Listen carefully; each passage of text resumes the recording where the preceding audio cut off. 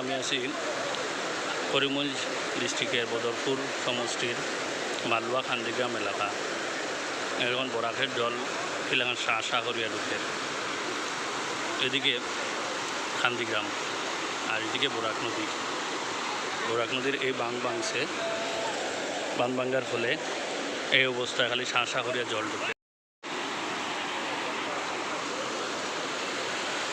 এটা কয়েকদিন আগে আবারও ভাঙিছিল লাস্ট ইয়েতে, তখন এই বাঁশ দিয়া এটারে প্রোটেকশন দেওয়া হয়েছিল, কিন্তু এই প্রোটেকশনটা এলাকান মাত্র 4 বস্তার প্রোটেকশন।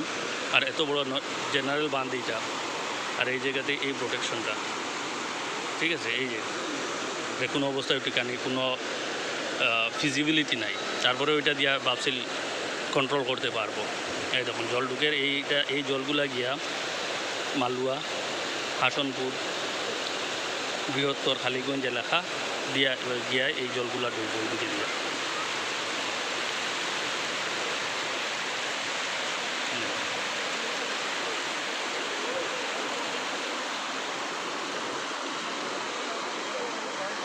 ওইদিকে খান্দিগ্রাম, যেটা ভারত বাংলাদেশ বর্ডার। শব্দটা শুনতেও ডর লাগে, ভয় লাগে, শ্বাস।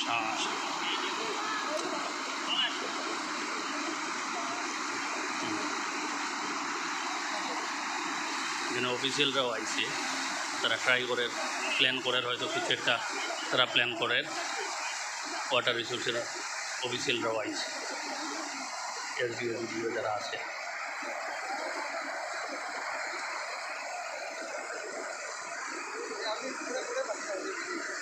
এলাকান যদি জল বাড়ে বরাকে আরও, আর একটু সময় যদি তাড়াতাড়ি যদি এটার কোনো বন্ধ করার প্ল্যান না হয়, তাহলে এই বৃহত্তর বদরপুর আর খালিগঞ্জ এলাকা কিন্তু জলের নিচে খুব তাড়াতাড়ি যাইব যায়।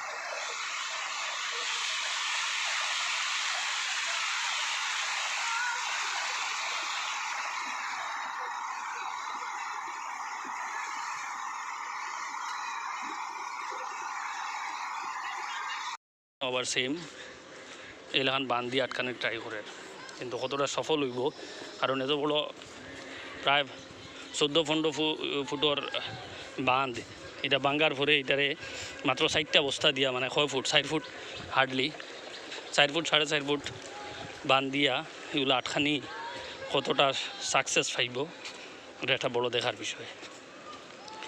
এখানে তো একটা বস্তা দিয়েও আটকানি ট্রাই করে। এই যে এখান থেকে বহুত বড় একটা ইয়ে লাগে, যে কিলাখান একটা বস্তা দিয়া এই এফোর্টটা দিল, এটা ফিজিবল মনে হয় না। তো আপনারা কি তা মনে করেন, কমেন্টে জানাইবা। এই যে